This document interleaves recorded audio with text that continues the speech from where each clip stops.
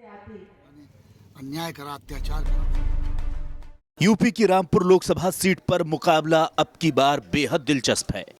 एक तरफ जहां समाजवादी पार्टी ने अपने कद्दावर नेता और रामपुर के सबसे बड़े मुस्लिम चेहरे आजम खान को रामपुर के रण में उतारा है, तो वहीं बीजेपी ने बॉलीवुड अभिनेत्री और रामपुर से ही 2 बार सांसद रह चुकी जया प्रदा को यहां से मैदान में उतारकर रामपुर को अब की बार हॉट सीट बना दिया है। रामपुर के रण में जहां सपा से मोहम्मद आजम खान और बीजेपी से जया प्रदा चुनावी मैदान में हैं, तो वहीं कांग्रेस ने संजय कपूर को अपना उम्मीदवार बना रामपुर की जंग को त्रिकोणीय बना दिया है।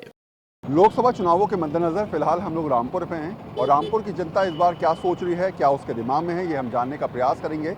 मैं वरुण सिन्हा दिखाऊंगा आपको किस तरीके से रामपुर की जनता इस बार जयप्रदा के पक्ष में नजर आ रही है या फिर आजम खां के, और फिलहाल रामपुर के वोटर्स का मत क्या है चुनावों को लेकर। रामपुर इस बार बयानों की वजह से भी काफी सुर्खियों में है।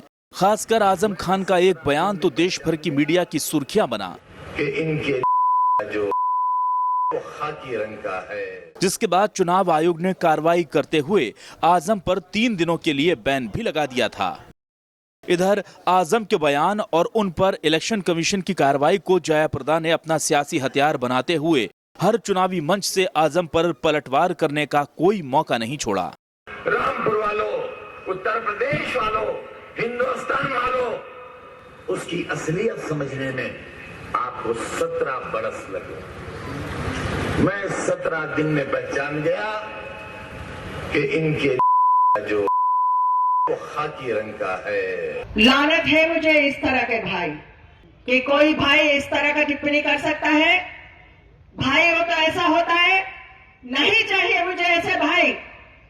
मैं आज मैदान जंग में हूं, मैं टकराने के लिए तैयार हूं। खैर, चुनावी सीजन में एक दूसरे पर आरोप प्रत्यारोप का दौर तो चलता रहता है, लेकिन इन सबके बीच स्थानीय मुद्दे गायब हो जाते हैं। रामपुर का रामपुरी चाकू उद्योग भी इन दिनों सरकारी अनदेखी का दंश झेल रहा है, जो इस बार चुनाव में एक अहम मुद्दा बना हुआ है। इसके अलावा भी कई और मुद्दे हैं जिनको लेकर नेता लोगों के बीच पहुंच रहे हैं।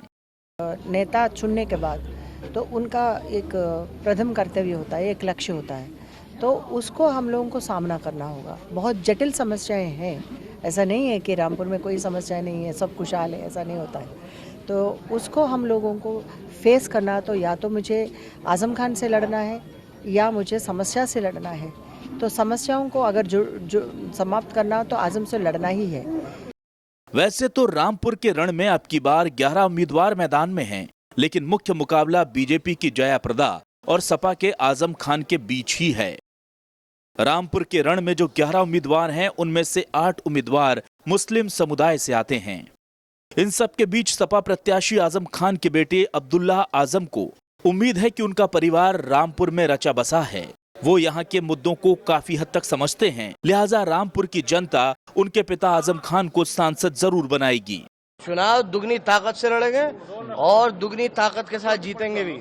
आपको लगता है कि माहौल सही रहेगा आपके लिए? बिल्कुल सही रहेगा। जो जाति हो रही है वो आवाम देख रही है और आवाम अपनी प्रतिक्रिया और अपना विरोध वोटों में दर्ज कराएगी। कल जयप्रदा ने ये बोला हमारे चैनल पे, खासकर न्यूज़ 24 पे, उन्होंने कहा कि आजम खान डर गए हैं, उनको लगता है कि शायद वो इस प्रकार के बयान। ना हमारा उनसे मुकाबला और ना मैं उनकी कोई प्रतिक्रिया पे जवाब दूंगा। वहीं कांग्रेस ने इस बार संजय कपूर पर भरोसा जताया है। संजय कपूर को भी उम्मीद है कि इस बार रामपुर की जनता उन्हें संसद जरूर भेजेगी। सपा हो या बसपा हो, लोगों का दिल भर चुका है इससे।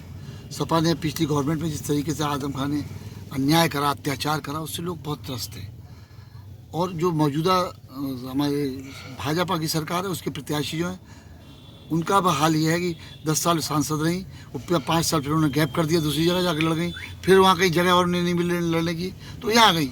तो ना उनका यहाँ घर है, ना मकान है, ना कुछ है। वो तो सिर्फ एक ऐसे सेलिब्रिटी आई हैं, चुनाव लड़के फिर मुंबई चली जाएंगी। तो मैं उन तीनों लोगों में सबसे आसान उपलब्ध हूँ। आजम खान जहां रामपुर विधानसभा से 9 बार विधायक रह चुके हैं, वहीं जयाप्रदा रामपुर लोकसभा सीट से ही 2 बार सांसद रह चुकी हैं, जबकि कांग्रेस उम्मीदवार संजय कपूर भी रामपुर के बिलासपुर से 2 बार विधायक रह चुके हैं। और इन तीनों के भाग्य का फैसला रामपुर की जनता 23 अप्रैल को करने वाली है। जहां तीसरे चरण में वोटिंग होनी है। अगर 2014 के नतीजों पर गौर करें तो पिछले चुनाव में यहां बीजेपी के नेपाल सिंह को जीत मिली थी। नेपाल सिंह मामूली वोटों के अंतर से समाजवादी पार्टी के प्रत्याशी को हरा पाए थे। 2014 के चुनाव में नेपाल सिंह को 3,58,616 वोट मिले थे, जबकि दूसरे नंबर पर समाजवादी पार्टी के नसीर अहमद खान रहे थे, जिन्हें तकरीबन 3,35,181 वोट मिले थे। यानी रामपुर में जीत का अंतर महज 23,435 वोट का रहा था। रामपुर क्षेत्र को समाजवादी पार्टी का गढ़ माना जाता है, क्योंकि रामपुर लोकसभा क्षेत्र में कुल 5 विधानसभा सीटें आती हैं: स्वार, चमरौआ, बिलासपुर, रामपुर और मिलक। 2017 के चुनाव में इन 5 सीटों में से 3 सीटें समाजवादी पार्टी को मिली थीं, जबकि 2 सीटों पर बीजेपी के प्रत्याशी जीत दर्ज करने में सफल रहे थे। दरअसल रामपुर सीट का फैसला बहुसंख्यक मुस्लिम करते हैं। 2011 की जनगणना के अनुसार रामपुर क्षेत्र में कुल 50.57% मुस्लिम आबादी है, जबकि 45.97 हिंदू जनसंख्या। रामपुर लोकसभा क्षेत्र में करीब 16 लाख से ज्यादा मतदाता हैं, जिनमें 8,72,084 पुरुष और 7,44,900 महिला वोटर हैं। बहरहाल अब देखना दिलचस्प होगा कि रामपुर की सीट पर अब की बार जनता किसके पक्ष में अपना फैसला सुनाती है। वरुण सिन्हा, न्यूज़ 24, रामपुर।